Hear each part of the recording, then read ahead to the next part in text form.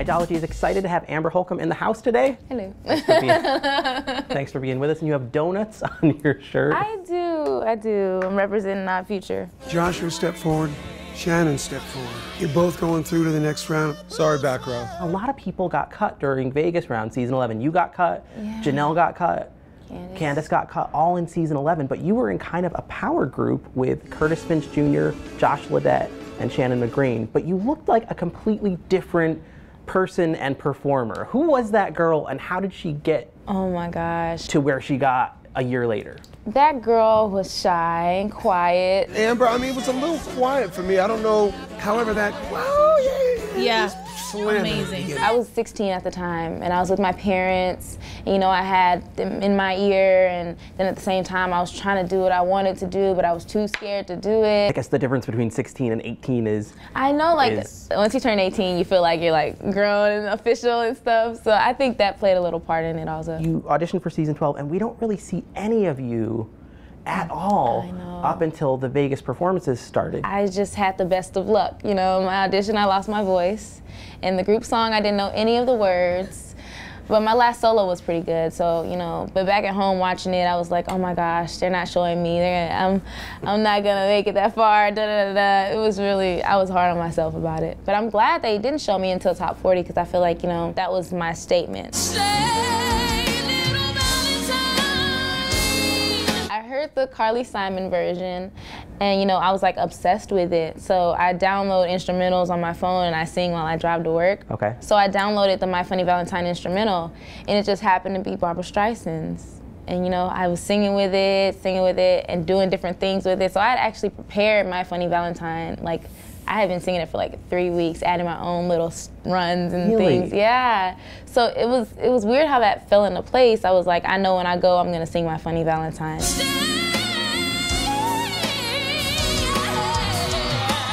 What was it like the next morning to get up and realize you were one of the people that everyone was buzzing about? It was weird, it was crazy. Because my mom was like, I'm on the internet and all I see is you. And then I got people talking about my blue shoes with my red skirt. Legs for days. Pretty little dimples. Thank you. I don't know, it was really weird. So top 10 Girls Week, you picked I Believe in You and Me, and you followed up with your victory song of I'm Every Woman. Was that a calculated decision to say, like, yes, I am presenting myself as a young Whitney? Because we heard young Whitney a lot after that. I wasn't planning on going in this being the young Whitney. When it comes to song choice, like when I get to pick it, my mind goes blank. And I think that was the first song that popped in my head, because I didn't want to go out and sing like a slow song, and I didn't want to do a song that was way too current, you know, and I don't really think anything was really out then that I could have came on stage as a victory song. So right. That just happened to be the first song that popped in my head. And with I Believe in You and Me, how hard, I mean, you make it look easy to hit those notes.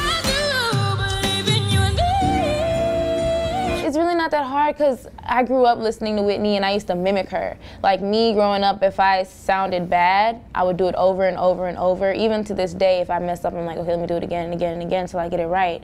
So I like studied her, mimicked her. So I have been singing that song for like a really long time, so it wasn't that hard. I don't sound like cocky or nothing, but it wasn't right. hard.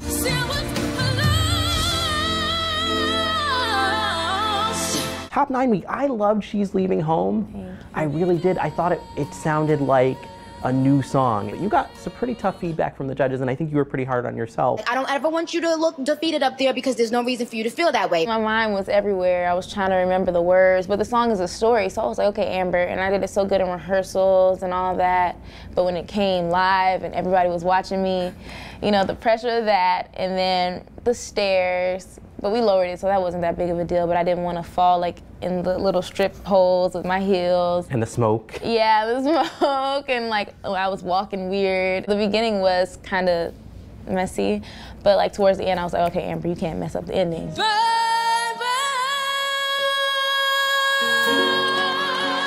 Do you like doing that kind of storyteller type of song? Oh my gosh, I love it, because that's what made me fall in love with the song. Like, that was so last minute, because me and Laz were listening to like a whole bunch of Beatles songs, and that came up, and I heard it, and I was like, oh my gosh, this is the song I want to do. I love this song, so I'm gonna sing it. So we get to top 7 week. I'm noticing that you had done 5 straight ballads, and you did What About Love, which is a little closer to a ballad. I've heard so much about it. What did you think of the feedback when people were like, we want to hear you do up-tempo at that point? I would have loved to. But I mean, you're in a competition, and I feel like certain upbeat songs nowadays aren't vocally challenging, or you can't really do a lot with it. You can do an upbeat song and like have fun and stuff, but at the same time you still have to make a mark.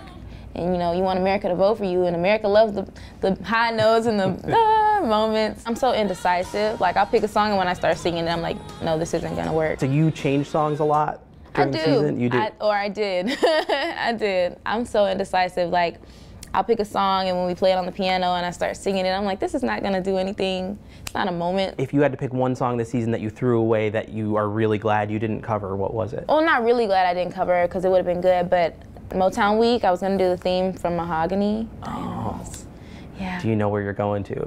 Yeah. That's a hot song. I wanted to do it, but I mean, the week before was Beatles, and I didn't remember the words, so I was like, I can't take a chance again and not do a song I don't know. The next week, you actually came out and did Love on Top. Was Love on Top your way of saying, I can do up-tempo? But that's such a hard song. It is a hard song. It keeps going up and up and up, and it's fast, and it doesn't ever let up.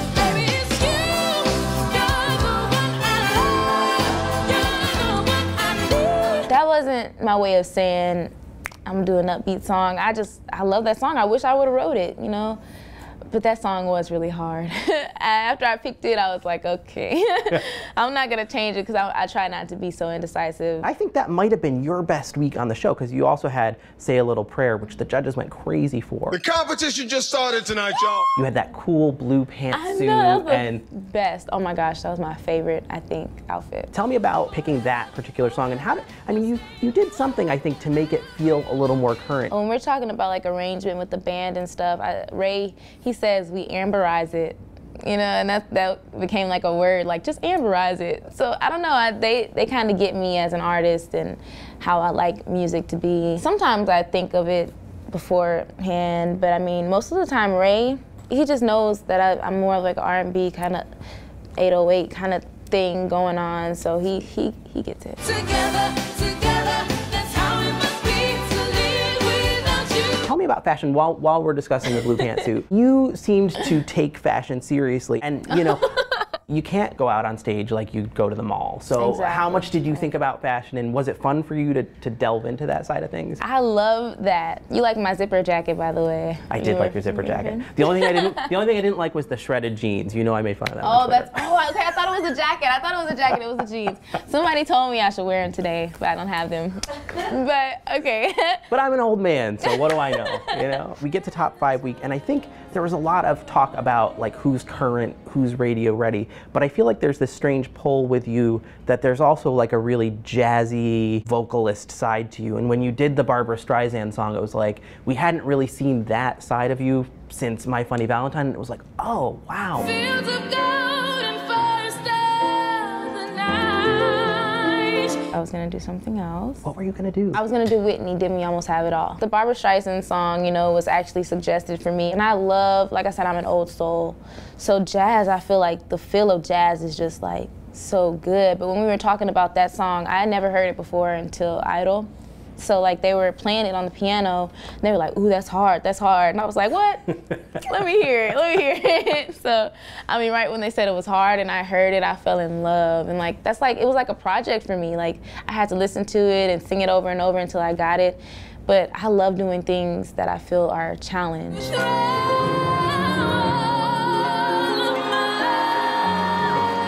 That was also a week where you got very tough criticism from Nikki about your performance of Without You. Like you got a standing O from the other 3 judges, and then Nikki sat, and I was like, Nikki's sitting, like, uh-oh. Mariah, when she's doing it like low, it still has some feeling in there. I feel you were really stoic. I know my lower register. Sometimes it's good, but it's like, I call it boo-boo trash. But I mean, you know what? Boo-boo trash. Okay. Because my lower register, it's harder for me because I think I guess a high range, I don't know. But Nikki can read. I don't know if you started low. I understand you wanted to go for the high notes. She saw that, I wasn't that comfortable with it. And I mean, she was right. At the beginning, wasn't my best. But I guess that's just the way the story goes. top 4 week, it was contestant's choice, and you picked Celine Dion's Power of Love. And I have to ask why.